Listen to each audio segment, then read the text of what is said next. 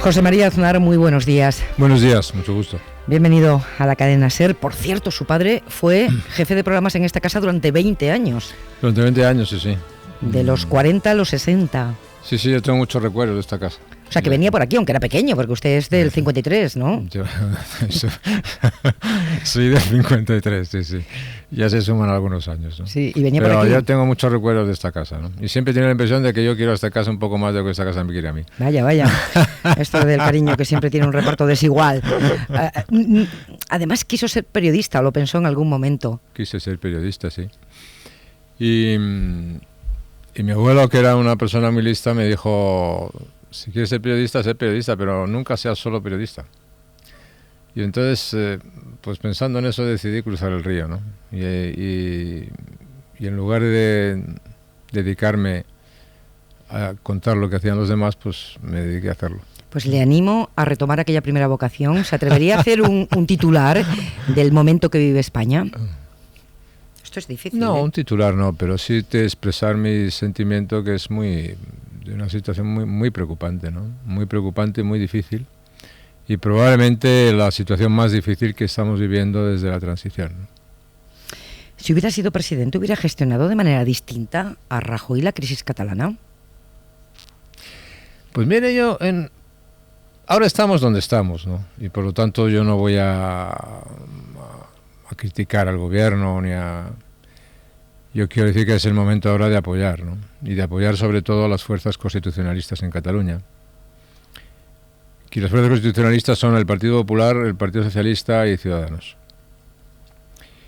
Y en lo demás, pues es posible, pero ya no tiene importancia, ¿no? Yo en eso quiero decir que me siento muy cercano en este caso a las tesis que ha expresado públicamente mi predecesor, Felipe González. Pero tampoco lo voy a insistir mucho en eso, no vaya a ser que le incomode y empiece a equivocarse otra vez, ¿no? O sea que... Usted no quiere criticar al gobierno, pero hace unos meses declaraba, señor Aznar, puedes estar sentado en la mesa donde se deciden las cosas o dar vueltas alrededor esperando a que los demás tomen decisiones por ti. En el caso de esta crisis, ¿dónde cree que estaba Rajoy? ¿En la mesa dando vueltas? Bueno, yo creo que estaba en su mesa de presidente del gobierno, pero esa es una afirmación de carácter general. Yo creo que vale para la política y vale para la ambición política, vale para los proyectos políticos y vale sobre todo para los países, ¿no? También vale para las empresas, es decir, yo prefiero, como digo, estar sentado en la mesa donde se toman las decisiones. Eso fue lo que yo hice, lo que intenté hacer, tener una ambición para España, que España estuviese sentada en la mesa donde se tomaban las decisiones, que no ver cómo tomaban decisiones por nosotros, ¿no? No es fácil, pero el país lo consiguió. Ahora, a veces se cansa y se deja esa posición, ¿no? Pero es lo más importante. ¿La prisión provisional contra el destituido gobierno catalán resuelve algo o complica la solución política al problema? Yo creo que eso es el Estado de Derecho. Que el Estado de Derecho se aplique es algo que tenemos que defender siempre los demócratas, porque los demócratas tenemos que defender la ley. La democracia y la libertad se basa en el imperio de la ley, se basa en el Estado de Derecho. Sí, pero el fiscal podía no haber pedido prisión incondicional. Bueno, pero esa es la responsabilidad del fiscal y la responsabilidad de los jueces. La nuestra es defender que el Estado de Derecho se aplique, porque lo peor que puede ocurrir en una sociedad es que los ciudadanos tengan la sensación de que no hay ley, de que no se aplica la ley y de que uno puede hacer lo que le dé la gana sin que pase nada. O que estas cosas que se dicen que uno, si usted hace esto, está fuera de la ley, pero si usted hace esto, vuelve a la ley. La ley no es una cosa que dice: yo me voy de excursión 3 meses, doy un golpe de Estado y retorno a la ley. No, el Estado de Derecho es algo más importante que eso, ¿no? Y eso los ciudadanos lo tienen que notar. Y si no se nota, pues producen muchas circunstancias. Mire usted, por ejemplo, ¿cuántas empresas han ido de Cataluña? Pues han ido más de 2.000 empresas. ¿Y por qué se han ido 2.000 empresas? Pues han ido 2.000 empresas porque en Cataluña mandaban los golpistas. La pregunta es: ¿no hubiese sido mejor que se hubiesen ido los golpistas y no se hubiesen quedado las empresas? ¿Y si estos políticos encarcelados ahora ganan las elecciones del 21 de diciembre? ¿Después qué? ¿Llegará el momento de la política? Una cosa, y es que si el día 22 de diciembre estamos como antes de la intervención, estaremos peor. Y estarán peor sobre todo los catalanes. Como antes de la intervención, de la aplicación del 155. Si el día 22 por la noche estamos como antes de la intervención del 155, pues estaremos todos peor. Y especialmente estarán peor los catalanes. Pero yo creo que los independentistas seguirán teniendo un problema consigo mismos, seguirán teniendo un problema con lo que tienen los independentistas y el nacionalismo. Los nacionalismos no tienen un problema nada más que con ellos mismos y con la pluralidad de la sociedad catalana. Yo no creo que exista un problema entre eso que se llama de Cataluña y España, entre otras cosas porque es lo mismo. Existe un problema entre los independentistas y una parte de la sociedad catalana, ¿no? La aplicación del 155, tal como la ha decidido el presidente del Gobierno, Mariano Rajoy, inversión mínima, justo para convocar las elecciones, ¿le parece un error o un acierto? La aplicación del artículo 155, la aplicación del artículo constitucional cuando se está dando un golpe de Estado, a mí me parece un acierto. Me parece una decisión y esta versión correcta. Justa para que se celebren elecciones. La ventaja del 155 es que se puede graduar, y eso es hacer política. La política consiste en eso, ¿no? En graduar, en medir y establecer las respuestas posibles. Pero digamos que, si me permite, Pepa, que ha habido, en lo que yo he visto en estos meses, ha habido varias cosas, ¿no? Una, un golpe de Estado. Dos, una intervención del rey muy importante. Tres, una reacción espectacular de la nación española. Cuatro, una agrupación de fuerzas constitucionalistas. Quinto, una intervención legítima del gobierno. Y sexto, una acción de la justicia. No es poca cosa en poco tiempo, ¿no? Pero quiero decir que todo esto parte fundamentalmente y tiene su origen en que hemos sufrido un golpe de Estado y que eso produce unas consecuencias políticas, económicas, institucionales, legales, devastadoras. ¿Y qué hacemos con el 40% de catalanes, 40 y pico, casi 50, según reiteradamente demuestran las últimas elecciones? No vamos a ir más allá, pero las últimas, 40 y pico % de catalanes que quieren la independencia. Bueno, pues antes no la querían y había que preguntarse por qué hemos llegado a esto, ¿no? Ahora vamos a eso, pero ¿qué hacemos con los que hoy la quieren? Bueno, nosotros tenemos que preocuparnos hoy de los que no la quieren, los que somos constitucionalistas. Por eso yo lo que digo es, en las próximas elecciones del día 21 hay que apoyar a las fuerzas constitucionalistas. Cataluña solo vivirá en un Estado de Derecho si las fuerzas constitucionalistas lo garantizan y si Cataluña vive al amparo de la Constitución. Y lo demás es la ilegalidad, lo demás es la secesión, lo demás es la rebelión y lo demás es el imperio de la anarquía. Y entonces yo quiero decir que apoyar a las fuerzas constitucionalistas me parece muy importante. Entonces, lo que van a hacer los secesionistas y los independentistas ya me lo imagino. Lo que van a hacer los constitucionalistas y el apoyo a los constitucionalistas es lo que es muy importante. Y los constitucionalistas, los partidos, Ciudadanos, el Partido Socialista, el Partido Popular, deben pedir una movilización grande. Pero al pedirla, deben explicar para qué piden el voto de las personas. Pero y al día siguiente, señor Aznar, porque se puede opinar lo que se opine de los dirigentes independentistas, pero hay casi un 50% de catalanes que a fecha de hoy dicen que se quieren ir, y entre ellos muchos, no sabemos el porcentaje, que quieren establecer otro tipo de relación con España. Eso es un problema político de primer orden español, pero ¿no? Eso es un problema fundamentalmente catalán. La sociedad catalana se ha fragmentado y el secesionismo también se va a fragmentar. ¿Que es un problema también español? Sí, los españoles tenemos derecho a decidir sobre todo eso, porque la soberanía reside entre todos nosotros. Pero hay unas elecciones convocadas. Eso es ahora lo más urgente, y lo más urgente es que los partidos constitucionalistas actúen con claridad. Porque si el mundo constitucional tiene dudas sobre lo que van a hacer sus partidos representativos, pues las cosas se complicarán más. En su primera legislatura como presidente firmó con los nacionalistas de Convergencia el Pacto del Majestic, famoso Pacto del Majestic, por el que se cedían, por ejemplo, las competencias de tráfico a los Mossos, se adjudicaba a los gobiernos autonómicos la potestad para designar directores de puertos, pese a que era una competencia estatal, o se cedían parte de la gestión de los impuestos estatales para la financiación autonómica, en su caso el 30% del IRPF. Entonces, ¿sí creía la necesidad de más autogobierno para Cataluña o simplemente necesitaba CiU para poder gobernar con comodidad? Con Convergencia y Unió hubo dos pactos, o mejor dicho tres. La UCD pactó, el Partido Socialista pactó, especialmente la legislatura del 93 al 96, y yo pacté en el 96 al año 2000. Fueron unos pactos públicos, fueron unos pactos para todas las comunidades autónomas, con la excepción del tráfico, de las competencias de tráfico, que eran homologables a las competencias de tráfico en el País Vasco y en Navarra. Por tanto, era por de esa manera, un factor diferencial, ¿no? El resto era para todas las comunidades autónomas. El sistema de financiación que se pacta era para todas las comunidades autónomas. El sistema de puertos era para todas las comunidades autónomas. Era un sistema para todas las comunidades autónomas. No funcionó mal, porque ni la gente lo valoró mal, lo valoró muy positivamente. Funcionó muy positivamente y la gente lo recompensó en el año 2000 con una mayoría absoluta. Por lo tanto, yo estoy muy satisfecho de cómo funciona aquel pacto y muy contento. Y de la transferencia a los Mossos, de competencias, dar más competencias a los Mossos también.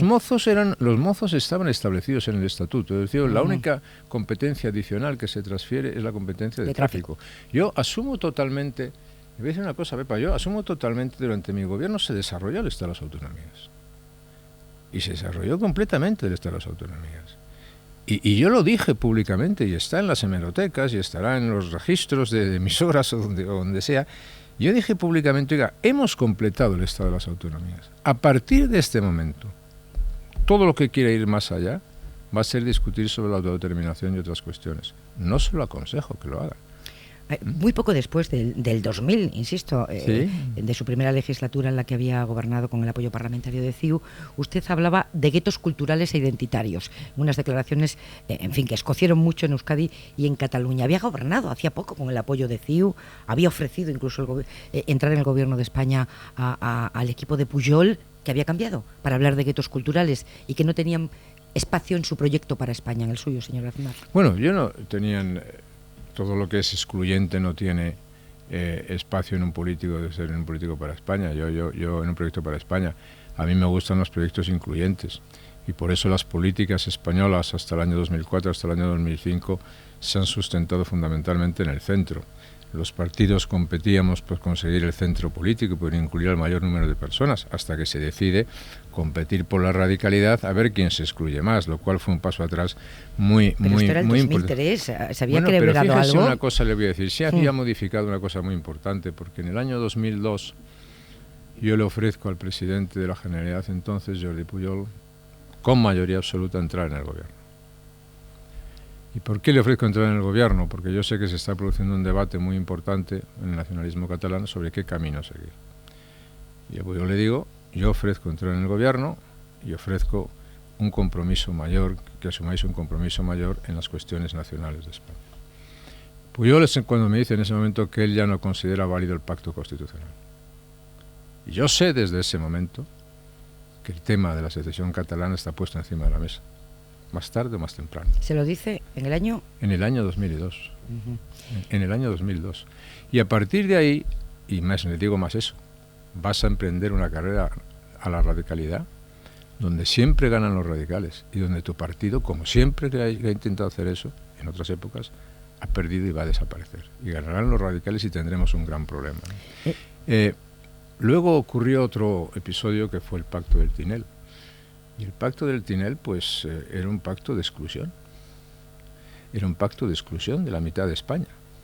Y luego, efectivamente, ocurrieron acontecimientos como, desde el punto de vista de una voluntad política destructiva, que nos ha llevado a donde estamos ahora. ¿Cuál es la voluntad destructiva? Porque hubo un gobierno... No, la voluntad destructiva era el Pacto del Tinel, y la voluntad destructiva es unas voluntades que se ponen en marcha. Y fíjese, si usted analiza, Pepa, los estudios sociológicos, tanto del CIS como del centro, de lo que llaman el CIS de Cataluña. Sí, el CEU. Bueno, pues entonces usted verá que el sentimiento independentista se dispara a partir del año 2006, 2007, 2008. Se aprueba el Estatut de Cataluña, se modifica en las Cortes Españolas. Eso es después, ¿eh? Sí, se aprueba en referéndum en Cataluña. Y el PP, con Mariano Rajoy al frente, empieza a recoger firmas por España, recusando incluso artículos de ese estatut que estaban literalmente, señor Aznar, en vigor en otros estatutos de autonomía. Tengo dos ejemplos. Estatut de Cataluña, artículo 218.5. Corresponde a la Generalitat el ejercicio de la tutela financiera sobre los gobiernos locales, respetando la autonomía que les reconoce la Constitución. Estatuto de Aragón, artículo 114.1. Corresponde a la comunidad autónoma la tutela financiera respecto de las entidades locales, respetando en todo caso la autonomía reconocida en las mismas en los artículos tal y tal de la Constitución. El PP recurrió este artículo en el Estatut de Cataluña y allí se vive, nos guste o no nos guste, esto como el comienzo de una fractura con España. Se vive como el comienzo de una fractura con España cuando el Partido Popular empieza a recorrer el país recogiendo firmas contra el Estatut y contra artículos en vigor en otras comunidades autónomas. Esto se vive Vamos allí como a ver, un Pepa, sentimiento de agresión. Yo le rogaría Podemos ignorarlo. que a mí no me pregunte estar en nombre del PP, porque yo no puedo hablar en nombre del PP. No puedo hablar en nombre del PP ni siquiera en ¿Usted no hubiera hecho eso? Entonces me está diciendo... Yo no puedo hablar en nombre del PP ni siquiera en esa época, ¿no? Y por lo tanto hablo en nombre propio, ¿no? Pero le quiero decir que a mí me parece que eso es injusto, como es injusto cuando se decía, mire usted, el Tribunal Constitucional no puede revisar lo que se ha votado en referéndum. No, eso es la Constitución. Y claro que lo puede revisar. Para eso está el Tribunal Constitucional.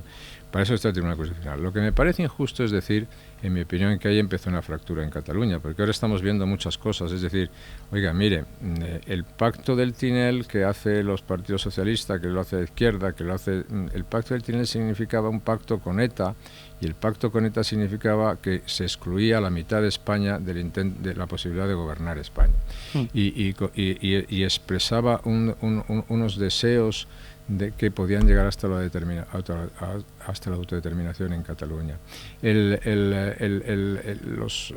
Me alegro mucho que ahora ver a muchos dirigentes políticos de la izquierda del antiguo Partido Comunista decir, en fin, las cosas que están diciendo ahora, sí, pero yo recuerdo que firmaron el Pacto de Estella y que firmaron el Pacto del Tinel. No, mire, no, las cosas no se pueden decir, estos señores tienen los responsables. Los responsables de dar un golpe de Estado son los responsables de dar el golpe. Yo le aseguro que cuando tengo aquí a los, a los otros responsables, sí, les pregunto, pero usted... Pero no me haga a mí responsable de lo que yo no soy responsable. Pero le pido su opinión. Del PP, porque yo no puedo hablar en nombre del PP. Le pido su opinión. Sí, efectivamente, en el Estatut no estaba, y si no me quiere dar su opinión no me la dé, pero en los últimos 6 años, señor Aznar, Rajoy ha estado cruzado de brazos, sin ninguna iniciativa política. Los constitucionalistas se han sentido abandonados. Rajoy confiaba en que el suflé bajaría, y lo que ha hecho el suflé es estallarlo en la cara a todos los españoles. Usted tiene una posición sobre eso, ¿no? Ese proyecto independentista ha crecido mucho desde el año 2006-2007, ¿no? En el año 2004 el independentismo no llegaba al 10% de voto. Al 10%. Pues algo habrá pasado. Yo creo que efectivamente ha faltado política. Yo creo que efectivamente los partidos constitucionales han dejado un margen para la política negativa, por decirlo de esa manera, que es la política secesionista, enorme, ¿no? Y cuando los vacíos existen en política, pues los vacíos los cubren otros, ¿no? Y eso pasa en la política nacional, eso pasa en la política internacional, y eso pasa en los negocios, en las empresas, en las profesiones, en todas partes. ¿Y eso le ha pasado a Rajoy? Ha habido un déficit de política muy grande. Por concretar, ¿usted quiere que yo me meta con Rajoy? No, claro, porque Rajoy es el presidente del gobierno. Es el presidente del gobierno, ¿no? Porque estamos en una situación muy grave en este país. Ha habido un déficit de política muy grande. Yo lo he hablado, yo lo he declarado, ¿no? ¿Cree que esta legislatura acaba con las elecciones catalanas? En España, digo. Depende. ¿De qué depende? Pues depende del resultado de las elecciones catalanas, supongo, ¿no? Depende del resultado de las elecciones catalanas. El resultado de las elecciones catalanas es una apuesta sin duda política muy importante, que yo espero que los ciudadanos catalanes sepan apreciar en esa magnitud, en la magnitud de que, en mi opinión, el Estado de Derecho, la tranquilidad, la seguridad y la prosperidad de Cataluña están vinculados a que Cataluña sea dentro de la Constitución española, ¿no? Parece que el Gobierno, según fuentes que cita hoy el diario El País, preferiría que el fiscal pidiera modificar las cautelares que ahora mismo pesan sobre la mitad del Govern, que está en la cárcel, son candidatos y no van a poder hacer campaña. ¿A usted le parecería mejor que hicieran campaña en la calle? Pues yo, la verdad es que a mí lo que me parece mejor es que el Estado de Derecho se aplique. Y luego el Supremo puede tener una interpretación y la Audiencia Nacional puede tener otra. Espero que las decisiones que tomen sean decisiones correctas y que la gente lo pueda entender. Pero a mí lo que me importa es que el Estado de Derecho funcione. Me gustaría conocer su opinión. Casi no me quiere hablar del PP, menos del resto de los partidos, pero me gustaría conocer su opinión sobre cada uno de los partidos que son ahora los protagonistas de la vida pública en España en esta crisis. Sobre el PP, sobre el partido, su partido todavía. Bueno, soy afiliado a ese partido, ¿no? ¿Solo afiliado? Solo. ¿Y dejará de serlo? No tengo ninguna intención de dejar de serlo. ¿Quiere fundar otro partido, como se especula por ahí? No voy a fundar ningún partido. No, pero soy solo afiliado del Partido Popular. ¿Cómo calificaría la posición del PP en esta crisis? No, los partidos no viven su mejor momento en ningún sitio del mundo, ¿no? ¿Sobre el PSOE? Y tampoco vive su mejor momento, ¿no? ¿Ciudadanos? Ciudadanos vive un momento mejor. ¿Es Rivera su candidato? No, Rivera yo no tengo candidatos para nada, ¿no? ¿Unidos Podemos? No, Unidos Podemos yo creo que en esta crisis ha demostrado que es un partido infiable, ¿no? Además de ser antisistema, es un partido infiable, ¿no? Me decía que usted no tiene candidato, pero ¿le parece que Ciudadanos lo hace mejor que el PP? No, yo digo que Ciudadanos... No, yo hablo con respeto a las personas. Me parece que Rivera es una persona que tiene unas condiciones políticas muy positivas y muy relevantes. Otra cosa distinta es que él las sepa aprovechar o las quiera aprovechar, ¿no? El PP también tiene gente muy buena y espero que el PSOE también la tenga, porque los tres partidos constitucionalistas son muy importantes y que es muy importante que se haya producido esa agrupación de fuerzas constitucionalistas, ¿no? Pero es muy importante que aclaren qué es lo que van a hacer y qué es lo que quieren hacer para el futuro del país y para el futuro de España después de las elecciones. Eso es muy importante. Ha sido más acertada, quiero deducir, la posición de Albert Rivera y de Ciudadanos que la del PP. Eso. No, pregunto. Usted me ha preguntado por las cualidades de una persona y yo he contestado por las cualidades de esa persona. Luego decidirán los ciudadanos, ¿no? Ya. En Cataluña, Ciudadanos tuvo más votos que el PP en las últimas elecciones y tiene más representantes y más escaños que el PP. Y eso será porque los ciudadanos catalanes valoran la posición de ese partido. Pero dígame que ha hecho mal su partido en Cataluña para que sea residual allí. Residual en Cataluña, digo. Todos los partidos, en líneas generales, los partidos constitucionales, en este caso los dos grandes partidos, especialmente el PP y el PSOE, han dejado un terreno muy grande sin hacer política. Y eso es muy malo porque otros ocupan ese terreno, ¿no? Entonces, cuando estás en política hay que procurar hacer política, ¿no? Y también le digo que los partidos no viven. Fíjese usted, por ejemplo, el caso francés, ¿no? Pues los dos grandes partidos se han desplomado y aparece una persona que hace un mes y medio antes de las elecciones no existía. Y mire el fraccionamiento que existe en el Parlamento alemán. Y hablando de pluralismo, mire el fraccionamiento que existía en el Parlamento de Cataluña. Y mire lo que es la pluralidad de Cataluña. ¿Cómo se puede decir que Cataluña es uniforme cuando existe esa pluralidad de representación en el Parlamento de Cataluña y cuando en Cataluña se han celebrado más elecciones que en ningún sitio de España? ¿Qué habría sido hacer política en Cataluña, en concreto? Yo creo que... Bueno, en concreto, vamos a ver, en concreto son los que están en el gobierno, son los que tienen responsabilidad, los que tienen que decir, ¿no? Pero articular un gran proyecto político para España, articular un gran proyecto político nacional que tiene sus dimensiones internas, que tiene sus dimensiones de prestigio institucional, de prestigio político, de extensión por toda España, de que los españoles se sientan comprometidos con un futuro y se sientan esperanzados con un futuro, que tiene su contenido económico, que tiene su contenido social, etcétera, etcétera. Eso es muy importante. Le diré una cosa, mire, cuando el Partido Popular ganó las elecciones, que fue en noviembre del 2011, ¿no? La primera vez. Bueno, el foco fundamental era la crisis económica, porque la crisis económica en España era brutal, ¿no? Pero brutal. Y además había sido todavía agudizada por errores muy grandes tomados por el anterior gobierno.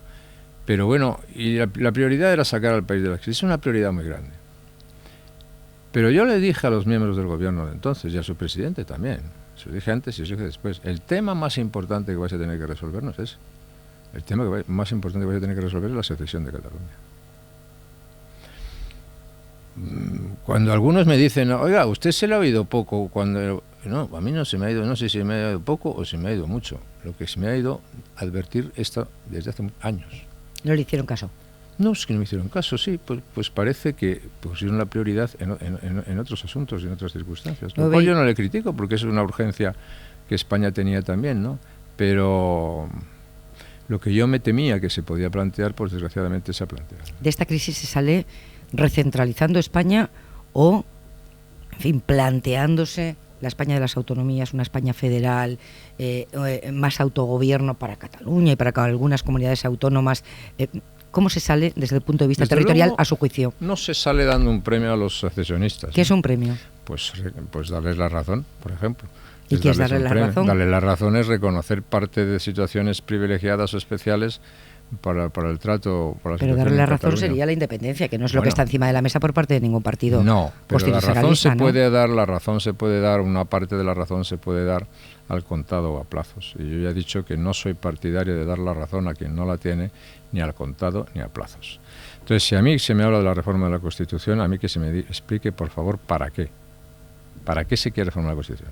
Si se tiene una alternativa mejor a la Constitución actual, con un consenso mejor que el de la Constitución actual, pues yo estoy dispuesto a actuarlo. Ahora, si usted me plantea fórmulas confusas, que pueden ser tratos de favor a los secesionistas, para ver si los secesionistas dejan de ser secesionistas, yo en eso no puedo estar de acuerdo. Y además me da la sensación de que la inmensa mayoría de los españoles no estaríamos de acuerdo. Y una España federal, fórmulas convocadas al fracaso. Y una España federal para que los catalanes que España quieren federal, irse se encuentren en una formulación territorial, yo no diré cómodo, no me gusta esa expresión, pero que les satisfaga. Es que es una fórmula... Los catalanes, no sus dirigentes. Una fórmula federal es menos que una fórmula autonómica. Y yo no veo eso. Cuando yo tengo la sensación de cuando alguien plantea fórmulas federales está hablando de confederaciones. Y la confederación es el principio de la desintegración. Pero nadie está hablando de confederar estados en España. Se habla de federalización. Ya tienen cuidado de no hablar de confederación. Pero cuando están hablando de una federación con el nivel de descentralización que hay en España, eso es hablar de una confederación. Y otra cosa distinta es que la mayoría de los españoles, entre los que me encuentro, piensa que el Estado de las autonomías es lo mejor que puede continuar. Otra cosa distinta es que podemos hacer una reflexión, como saber en Alemania, de los defectos que tiene y de las virtudes que tiene el Estado de las autonomías, de lo que hay que corregir y de lo que no hay que corregir. Y entonces sobre eso, que ya tenemos alguna experiencia en las autonomías, pues podemos tomar decisiones, ¿no? José María Aznar conoció la existencia de una caja B con dinero negro en el Partido Popular. Pues no. ¿Y usted qué piensa cuando la fiscal en el juicio de la primera parte del caso Gürtel, que corresponde, por cierto, a una etapa en la que usted era presidente del partido, dice en su alegato final que existen pruebas abrumadoras de la financiación ilegal de su partido? Pues respeto mucho lo que diga el fiscal, pero yo no conocí eso.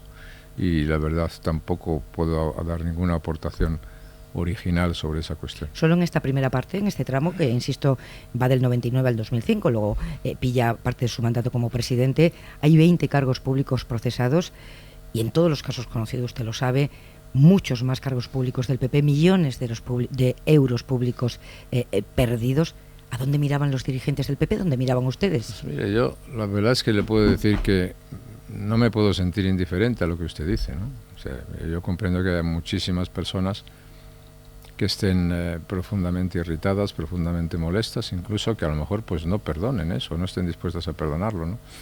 Pero también le tengo que decir que bueno, pues la justicia actúa, la justicia está actuando, y por lo tanto a mí me causa siempre mucho perplejidad y mucho dolor el pensar que hay personas que uno ha conocido, pues que de pronto se ven inmersas en cuestiones que puedes decir o puedes pensar cómo es posible esto y esto, cómo es posible que estos hicieran esto o que este hiciera esto. ¿Siente alguna responsabilidad invigilando? No, responsabilidad yo no, pero en indiferencia tampoco. ¿Invigilando tampoco? No, porque yo no era responsable de eso, sinceramente. ¿No? ¿Usted confió los actos electorales de su partido a la empresa de Francisco Correa, el origen del caso Gürtel? No, yo no. Yo francamente, la gestión ordinaria de esas cosas, yo no me ocupaba de eso, ni confiaba las organizaciones de actos electorales a nadie, porque no era mi responsabilidad. Pero se conocían con mi Correa. Mi responsabilidad era, pues difícilmente, probablemente nos hayamos saludado alguna vez, pero poco más. Que ha participado de su vida, quiero decir, el señor Correa. ¿La mía? Sí. ¿No? Ha asistido a acontecimientos de su vida, se arrepiente de haber confiado en esa persona. Pues es que yo no he confiado en esa persona porque no he tenido relación con esa persona. ¿Y considera que se equivocó al no vigilar? ¿Por qué me voy a equivocar? Al vigilar en manos de quien se ponía. Yo sinceramente no me considero responsable de eso porque no he tenido relación con esas personas y por lo tanto no soy responsable de lo que esas personas hayan podido hacer, ¿no? ¿Se equivocó con rato? Es igual que si me dicen, pues oiga, mire usted se está conociendo a una persona hoy y dentro de 10 años esa persona ha hecho no sé qué, y dice, bueno, pues mire usted... Ya, pero no le invito a mis acontecimientos familiares. Bueno, pero es que yo tampoco le invito a mis acontecimientos familiares, ¿qué quiere usted que le diga? Es decir, yo no sé, es como si alguien me dice, desde el año 1900, desde el año 2002 al año 2017 han pasado muchas cosas, mire... Los que eran catalanistas moderados han pasado a ser secesionistas, fíjese si han pasado cosas. ¿Se equivocó con rato? El vicepresidente de su gobierno está condenado, ya tiene una condena por apropiación indebida, está investigado por fraude fiscal, malversación, blanqueo, acusado por la Guardia Civil de aprovechar su presencia en su gobierno de usted, señor Aznar, para beneficiar económicamente a empresas familiares en contratos de publicidad. ¿Nunca sospechó de él? Bueno, vamos a ver una cosa. Le tengo que decir dos cosas. Uno, Rodrigo Rato fue un político formidable y fue un vicepresidente del gobierno formidable. Y gracias a eso pues contribuyó de una manera muy importante al progreso de España. Si don Rodrigo Rato ha hecho cosas luego que no debía, pues... luego no, la Guardia Civil dice que durante. Bueno, pero la Guardia Civil dice no quiere decir que un juez haya dicho, dice que la Guardia Civil dice, y eso es una cosa distinta. Y por lo tanto no podemos decir a todas las cosas que se dicen, darlas la verosimilitud de una sentencia firme, porque si no estaríamos haciendo una caza de brujas y no estaríamos defendiendo el Estado de Derecho. ¿Se equivocó con él? ¿Pero qué? ¿No? ¿Por hacerle vicepresidente o por hacerle ministro? No, a lo mejor se equivocó él en otras decisiones, pero yo, por hacerle vicepresidente y por hacerle ministro, seguro que no me equivoqué. ¿Se equivocó con Rajoy? Tampoco, no. ¿Por qué? ¿Por hacerle ministro? Sí, y luego... No, le hice 5 veces designarlo sucesor. ¿Y vicepresidente? No. ¿Qué sintió al conocer la terrible noticia de que Miguel Blesa se había suicidado cuando estaba pendiente de una resolución judicial que podía llevarlo a la cárcel? Pues que lo sentí mucho, como toda persona que se suicida, que vivirá una situación desesperada. Cuando la Fiscalía dice que es el PP responsable civil subsidiario por haberse financiado gracias a las ayudas de las empresas de Correa, cuando sabemos que mucho dinero público se fue por la alcantarilla, usted como responsable del partido en España en aquel momento... me decía que no siente ninguna responsabilidad en vigilando, ninguna. No, perdóneme. Política, separando una cosa es la justicia y otra... No, yo digo que he dicho que no siento responsabilidad. Usted me siento responsable, no me siento responsable, pero que no me siento indiferente. ¿Por qué no me siento responsable? Porque yo no me he ocupado de las cosas de la administración cotidiana del partido. Eso afecta a una etapa, luego esa etapa continuó. Yo no tengo responsabilidades en el Partido Popular desde septiembre del año 2003. Delegué todas las responsabilidades en septiembre de 2003. Pero como comprenderá, en la época que yo era presidente del gobierno, pues yo me ocupaba de las cosas del gobierno, no era otra cosa. Y cuando no estaba presidente del gobierno, intentaba llegar al gobierno, ¿no? De la administración ordinaria de las cosas yo no me ocupaba, y por eso hay gente con la que yo tenía muy poca relación. Usted puede entender, ¿verdad? La irritación, lo ha dicho hace un minuto, la irritación de quienes nos estén escuchando ahora, cuando a propósito de los casos de corrupción la respuesta es siempre yo no me ocupaba, pero ¿quién se ocupaba? No, ¿Y quién vigilaba al que se ocupaba? Pues yo no sé, pero sobre las personas que tenían responsabilidad, sí tenían esa responsabilidad. Puede haber personas que sean perfectas, o organizaciones que sean perfectas, y hay personas que pueden tener imperfecciones y organizaciones que no son perfectas, ¿no?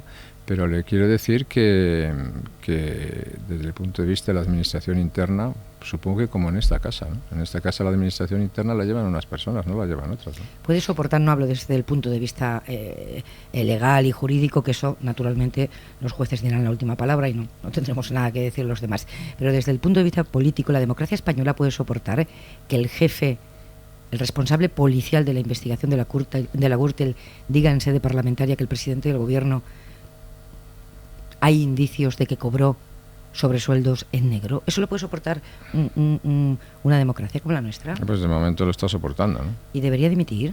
¿Quién? El presidente del gobierno, si se demuestra que cobró en negro. Bueno, eso es una cuestión que a mí... Digo políticamente, que afecta al presidente del gobierno. Es ahora valorarlo o no. Yo estoy convencido que cuando el presidente del gobierno ha dicho lo que ha dicho, tiene toda la razón para decirlo, ¿no? ¿Pero le impresiona que se diga eso en sede parlamentaria? Bueno, a mí me impresionan muchas cosas aquí, ¿no? También me impresionan que se den golpes de estados y haya gente que diga que no pasa nada, ¿no? O que no tiene que pasar nada, ¿no? Me impresionan muchas cosas, ¿no? Pero yo espero y confío en que todas esas cosas se aclaren y se aclaren para bien. Matas, Camps, Ignacio González, Granados, ¿alguna de las joyas de la corona que construyó usted cuando reconstruyó el partido de la nada han acabado tocadas por la corrupción? ¿Alguna reflexión? Bueno, que lo siento, si hay personas de esas que son responsables de algo, pues ya le digo que no me siento indiferente. Lo siento mucho por ellas y lo siento mucho por el daño que hayan podido causar, ¿no? Es lo que le puedo decir. Pero ya alguna de esas personas que usted ha citado, en fin, no he tenido una relación directa con ellos, ¿no? Otros he tenido una relación más directa con ellos, pero en la época de gobierno pues tampoco han sido afectadas por algunas decisiones. Pueden ser afectadas después de la etapa de gobierno o en otro momento de su vida, ¿no? ¿Qué le parece Donald Trump como presidente? Pues a los americanos parece ser que les ha gustado. No es mi estilo político, precisamente, ¿no? ¿A qué se debe, a su juicio, fenómenos como el ascenso de Trump o el Brexit en el Reino Unido? Bueno, estamos viviendo una etapa de fraccionamiento muy grande en las cuales las políticas populistas, cuando usted habla de populismo, antes siempre miraba a Latinoamérica. Ahora cuando habla de populismo puede mirar a Latinoamérica, puede mirar a Estados Unidos, puede mirar a Europa, puede mirar a todas partes, ¿no? Que en todas partes hay ejemplo de populismo, ¿no? Pero en este momento... Y eso es un ejemplo de populismo, ¿no? Aquí también lo padecemos. Y hay tentaciones populistas en todos los países, en todos los partidos, desgraciadamente, ¿no? Su apuesta internacional por el atlantismo ofrece hoy un panorama desolador. Precisamente por eso, Trump en Estados Unidos... Por eso es más necesaria y que Brexit nunca. en el Reino Unido, ¿no? Fue una apuesta fracasada a la larga. ¿El atlantismo? Por lo que vemos. No existe. Al final es Merkel la que defiende los valores europeos. No existe mayor éxito en la historia desde la Segunda Guerra Mundial que la política atlántica, ¿no? La historia de la libertad, la historia de la prosperidad, la historia de la expansión de la democracia en el mundo, el bienestar del mundo, la seguridad, está vinculado todo a la política atlántica. Ser partícipe de esa política atlántica es lo mejor que puede hacer, sigue siendo lo más interesante para España. Otra cosa distinta es que eso no esté con sus intérpretes en su mejor momento, pero eso no quiere decir que no sea igual de necesario o más que necesario que antes. ¿Comparte esa afirmación que he hecho? No sé si la comparte, que Merkel encarna hoy en este panorama los valores europeos, como por ejemplo para la acogida de refugiados. Bueno, eso es una decisión política, no es un valor europeo. Bueno, y es una decisión valor, ¿no? política que le ha costado muchos votos, porque el control de fronteras también es un valor europeo. ¿Cree que no debería haber acogido? La seguridad de los ciudadanos también es un valor europeo. No, yo no lo creo, lo creen una parte importante de los alemanes. Yo creo que la cuestión de los refugiados hay que tratarla en razones de refugiados y cuando se producen unas crisis hay que tratarlas con criterios de solidaridad, con criterios objetivos, pero lo que hay que procurar es que esas crisis no se produzcan. Los europeos lo que tenemos es la tentación de que no nos gusta intervenir en el origen de las crisis y tampoco nos gustan las consecuencias de las crisis, y eso es muy complicado. Pues a propósito, recientemente ha dicho usted en una entrevista en televisión con Bertín Osborne, se ha de dejar claro que España no envió ni un soldado a la guerra de Irak. Apoyé políticamente a nuestros aliados y socios por el interés nacional del país. Y a continuación, en la misma entrevista, poco después, la retirada de España de Irak fue un error fatal para los intereses del Estado. No mandamos soldados, pero luego retirarlo fue un error. ¿Estuvimos o no estuvimos en Irak? No, retirarse de la coalición. No solamente retirarse de la coalición, sino llamar a los aliados a que se retirasen de la coalición. Aquella fue una coalición que se formó, se puede estar de acuerdo o en desacuerdo, de más de 50 países que formaron una coalición internacional. Llamar a la deserción de una coalición internacional, como se hizo por mi sucesor, fue un honor garrafal. Y retirar a las tropas españolas que había allí, bajo la misión de las Naciones Unidas, fue un error. Que había tropas. Bajo las Naciones Unidas. No había tropas España no mandó ni un solo soldado para la invasión de Irak. España mandó soldados para la estabilización de Irak con arreglo a las resoluciones de las Naciones Unidas, como otros 50 países. Hemos escuchado a Tony Blair expresar, esto es literal, ¿Sí? Tristeza, remordimiento y disculpas por la guerra de Irak. A Bush, hijo, decir que el mayor error de toda su presidencia fue el fracaso de la inteligencia en Irak. Del trío de las Azores falta usted. ¿Se arrepiente? ¿Se disculpa? ¿Tiene remordimientos por dar apoyo a aquella guerra que dejó, según Bush, al país en manos del terrorismo sectario? No voy a pedir disculpas por defender el interés nacional de España. Lo he dicho muchas veces y lo voy a defender ahora. El interés nacional de España pasaba por no dejar a los Estados Unidos solos en esa situación, por no abandonar la política atlántica y fortalecer la política atlántica. Me acompañaron en esa decisión 18 países europeos y por lo tanto no voy a pedir disculpas por eso. ¿Que hubo errores de inteligencia? Hubo errores de inteligencia. Pero mire, en este momento en Irak no hay armas, no había armas, pero no hay dictador. En Siria hay armas y hay dictador. A veces los costes de la intervención son unos y a veces los costes de la no intervención son mayores. Porque usted me hablaba antes de los refugiados. Mire de dónde vienen los refugiados. Y mire cuándo vienen los refugiados. Y vienen de dónde vienen y a consecuencia de qué. Y claro, a veces la política no es perfecta y las decisiones no son perfectas, ¿no? Simplemente hay no decisiones que provocan efectos devastadores, más complicados a veces que otras decisiones. ¿Me permite una pregunta personal? Dígame usted. Me la contesta si quiere. ¿Usted Sí. sigue siendo creyente? ¿Es católico? Yo sigo siendo creyente, sí. ¿Practicante? A mi aire, sí. No presumo de eso. ¿El mundo es hoy más inseguro, señor Aznar, desde que se produjo la guerra de Irak? No, el mundo... ¿Por qué el resto de los analistas coinciden en esto? Hay consenso generalizado en que el mundo es hoy más inseguro y que el origen está en aquella guerra. Pues yo creo sinceramente que no, que le diga. Yo creo que los ataques a las Torres Gemelas de Nueva York del 2001 son antes de eso, ¿no? Y el mundo ya es bastante inseguro después de aquel ataque, ¿no? Y hoy el mundo vive momentos de inseguridad porque los elementos básicos del orden mundial, especialmente en los temas de proliferación nuclear y los temas de terrorismo, pues están con un control limitado, ¿no? Y las posibilidades de acción son limitadas, ¿no? Hay zonas de muchísima tensión en Asia, como es el caso de Corea del Norte. Hay zonas de muchísima tensión en el Medio Oriente, como es el caso ahora de Irán y de Arabia Saudí. Ahí tiene usted el caso de Siria, que se produjo 6 años de guerra con una tragedia inmensa, ¿no? Y ahí están interviniendo la Guardia Revolucionaria de Irán, ahí está interviniendo Hezbollah, están interviniendo grupos terroristas. Ahí está interviniendo un grandísimo caos. Ahí aparece hasta Rusia, que no aparecía por allí, y había desaparecido hace muchos años, ¿no? Y en fin, ya ahí sigue un dictador y ahí sigue muriendo gente, ¿no? Por cierto, que el Times ha comparado a Rajoy con Putin.